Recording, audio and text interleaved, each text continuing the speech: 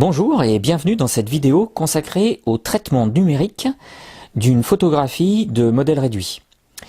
J'ai pris cette photographie avec un flash au sein d'une boîte à lumière, mais je vais vous proposer trois exemples. Un exemple sur fond blanc, un exemple sur fond gris avec un dégradé et un exemple sur fond noir.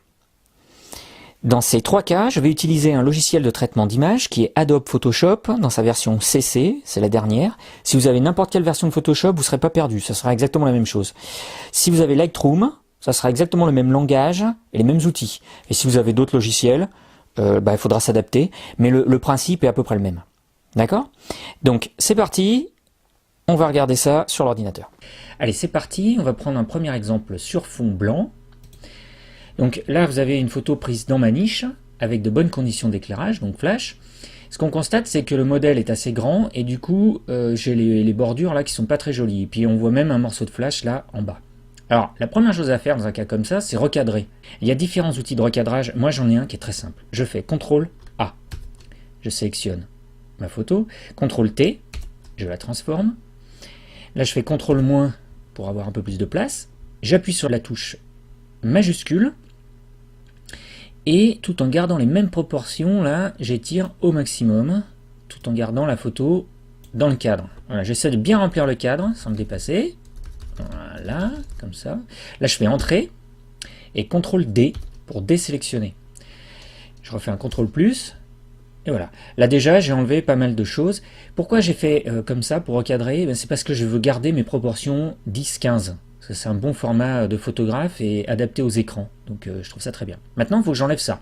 Rien de plus simple. Je prends la pipette et je clique sur une zone qui n'est pas trop loin de la zone que je veux enlever. Je prends mon pinceau, je le mets à une opacité de 100%, avec un flux de 100%, et je repeins tout simplement. Voilà, ça a disparu. Ici, je ne repeins pas avec la même couleur, parce que ça a l'air d'être le même blanc, mais c'est pas le même blanc. Je reprends la pipette. Il y a des raccourcis pour tout ça, mais on va pas se prendre la tête avec. Et là, voilà, ça y est, c'est fini. J'ai déjà quelque chose de pas mal. Alors, pour avoir un blanc dans le fond qui soit très très blanc, je vais utiliser deux outils. D'abord, j'utilise la fonction de ton automatique. Ça va me permettre de bien étaler ma plage de couleurs, de lumière, là. Alors, c'est CTRL-SHIFT-L.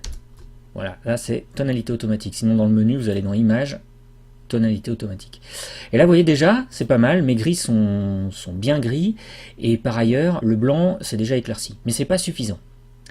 Le deuxième outil que je vais utiliser, c'est dans Réglages, Correction sélective, et je vais chercher la couleur blanche.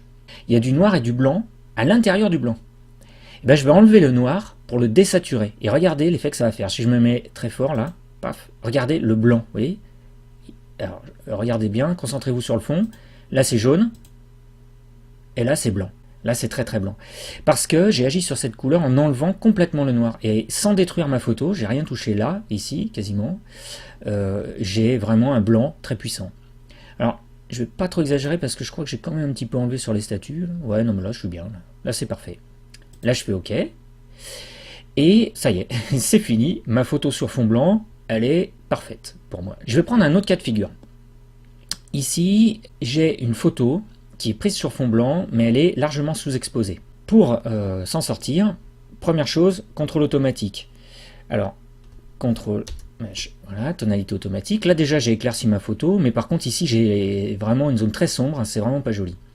Le fond, là, on voit des plis. Alors, je vais pas repeindre au pinceau, ça va se voir, et ça va pas être joli.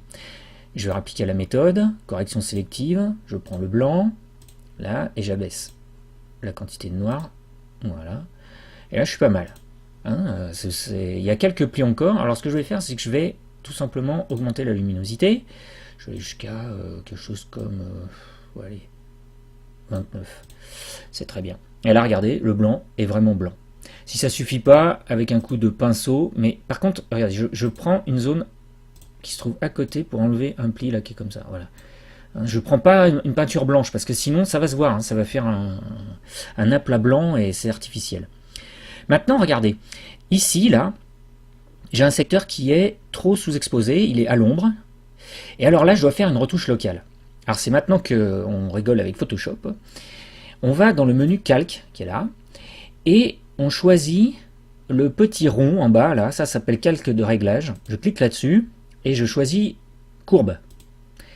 Là, j'ai une courbe plate qui apparaît, donc je vais choisir celle qui éclaircit la photo. Et regardez bien, je prends plus clair, paf, et ça éclaircit toute la photo. Alors par contre, ça c'est bien, mais j'ai éclairci toute la photo. Moi je voulais éclaircir que le côté là. Alors je fais CTRL-I pour inverser mon calque. En gros, il passe en mode négatif, c'est-à-dire qu'il n'agit nulle part. Vous avez ici en noir un masque de fusion. Ce masque de fusion, c'est lui qui empêche l'effet du calque. Donc je vais enlever le masque de fusion, mais localement, grâce à l'outil pinceau. Alors pour ça, je vérifie que mon pinceau là, il est blanc. Là, donc je vais agir sur un masque de fusion noir. Et je vais abaisser l'opacité à 40%. Le flux, vous le laissez à 100%. Et regardez, je vais peindre ici. Et là, j'éclaircis localement, uniquement à l'endroit voulu. Je repasse autant de fois que nécessaire. En fait, si je passe 3 fois, j'ai 100% d'effet. C'est pour ça que je me mets à 40%. Hein. Voilà. Alors là, c'est pas mal, mais je trouve que c'est pas suffisant. Je vais doubler l'effet en faisant CTRL-J. Voilà. Là, je suis bien. Je refais encore une fois, parce que je trouve que voilà, ça mériterait d'être un peu plus lumineux. Là, je suis bien ici sur ce secteur-là. Là, j'ai un peu trop exagéré. Donc, je vais passer en pinceau noir pour diminuer l'effet juste ici. D'accord ? Par contre, là, je trouve que je pourrais éclaircir. Donc, j'inverse encore, pinceau blanc. Et j'éclaircis là, et j'éclaircis là. Voilà. Et là, j'ai éclairci que l'avion. Tout le reste est resté comme avant. Maintenant, je fais CTRL, SHIFT, E. Comme ça, je fais fusionner tous mes calques.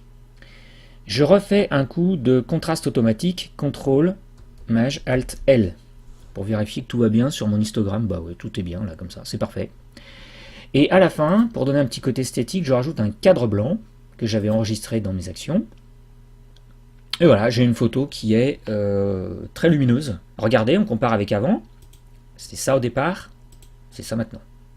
Voilà, il n'y a pas photo. Fond blanc, c'est fait. On passe au fond gris. Alors ici, j'ai une photo d'un avion en aluminium, et c'est pour ça que j'avais utilisé un fond gris.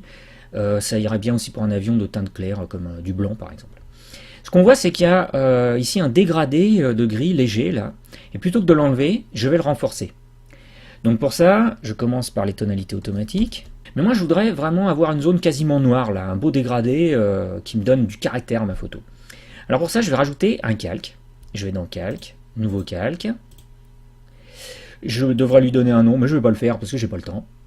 Et je vais dans le menu calque ici, là. Ce calque, je vais choisir une couleur noire. Donc noir, c'est 000, tout en bas à gauche, là, pof. Bon, je ne suis pas exactement, mais c'est pas grave. Et le calque, là, a pris absolument toute la photo. Je me mets sur le calque de fusion, et je vais peindre en bas de telle manière que le calque n'apparaisse plus qu'en haut, pour avoir mon beau dégradé. Mais pour que ça soit un beau dégradé, je ne vais pas utiliser le pinceau. Je vais utiliser cet outil-là, là, ici, là. Ça, c'est l'outil dégradé. Je choisis la couleur noire, et je vais de là à là.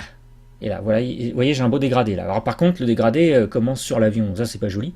Du coup, je vais partir de l'avion uniquement pour aller jusqu'en haut. Et voilà, là j'ai cet effet où je pars d'un noir pour aller jusqu'au blanc avec le modèle au milieu. Ça c'est assez esthétique.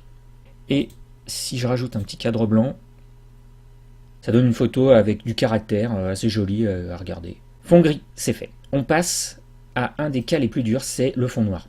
Le fond noir, le problème, c'est que le noir n'est jamais vraiment noir quand on l'éclaire avec des flashs. Forcément, il va devenir un peu gris. Mais il y a pire que ça. Un drap noir, tout le monde le sait, en expo, vous en êtes rendu compte, c'est bourré de poussière. Voilà, ça fait ça en fait.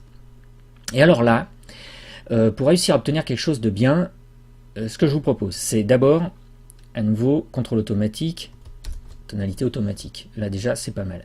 Mais ce qu'on va faire, c'est qu'on va rajouter du noir dans le noir. Je vais dans Réglages, correction sélective. Là, je prends la couleur noire. Et je rajoute du noir. Alors si je vais fort, regardez, là j'ai un noir vraiment noir. Le problème c'est que j'ai du noir aussi qui est apparu là, un petit peu dans le fond de l'eau là. Donc du coup je vais pas être aussi gourmand, je vais passer à 20, allez, chose comme ça, ouais 19 c'est très bien. Là mon noir est vraiment noir, d'accord? Et ça a marché en un seul coup. Ok, reste le problème des poussières, j'ai des poussières partout. Alors si je suis vraiment dans le noir, ce que je peux faire c'est peindre. Là par exemple, je prends ma pipette ici, mon pinceau, je le mets à 100% et je repeins là. Voilà. Mais j'ai d'autres outils. Je peux aussi prendre le pansement de retouche. Alors le pansement de retouche, il est là et j'y vais poussière par poussière, vous voyez. Alors là, elle s'enlève automatiquement comme ça. Mais ça, c'est très long et c'est pénible s'il y a beaucoup de poussière. Je vais prendre plutôt l'outil pièce, c'est celui-là. Et alors là, regardez, ce que je fais, c'est que je prends une zone assez grande, comme ça, avec plusieurs poussières, et je tire là, sur une zone où il n'y a pas de poussière. Et hop, ça disparaît. Et en faisant comme ça, je peux aller très très vite, parce que je peux prendre des grands secteurs. J'ai qu'à tirer sur ma zone, me mettre là où il n'y a pas de poussière, et hop, ça disparaît. Voilà. Si je veux être sûr que je prends un endroit bien sombre, je mets là, comme ça, par exemple. Hop. Là, où là, il n'y avait pas de poussière, là, et hop. Vous voyez. Je fais CTRL D à la fin pour désélectionner. Si j'ai peur que ça soit pas suffisant, bah alors là, je prends un petit coup de pinceau, là, un gros pinceau comme ça, puis je pince sur les 4 angles, histoire qu'il n'y ait pas trop de surprises. Encore une fois, si je regarde avant, après, encore une fois, c'est très chouette. Là, regardez, je fais juste un petit recadrage comme ça. CTRL D, et puis un cadre blanc. Et là, on a une photo pleine de caractères, sur un beau fond noir. Voilà, c'est pas mal, c'est joli ça. Alors, on passe à un dernier cas, c'est le fond de type grunge. Alors, qu'est-ce que c'est? C'est quand on veut faire un effet un peu vintage sur une photo, lui donner un caractère de vieille photo des années 40. Alors, ce que je vais faire pour lui donner un effet de vieille photo, c'est que je vais aller chercher une texture sur Internet. Là, ici, sur Internet, vous en trouvez plein comme ça. Vous avez des fonds de type parchemin, avec une zone très lumineuse au centre, là, et des bords assez sombres et bien grattés, là, comme si c'était un vieux parchemin. Je fais CTRL A, CTRL C. Je vais dans ma photo, CTRL V. Donc j'ai collé sur ma photo ce parchemin-là.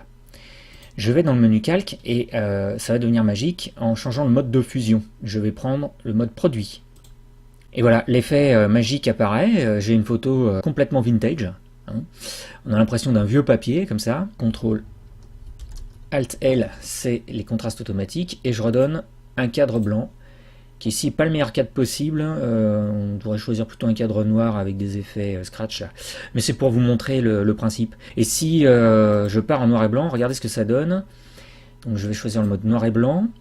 Là c'est par défaut, mais si j'abaisse le niveau de rouge, voilà, j'augmente les jaunes.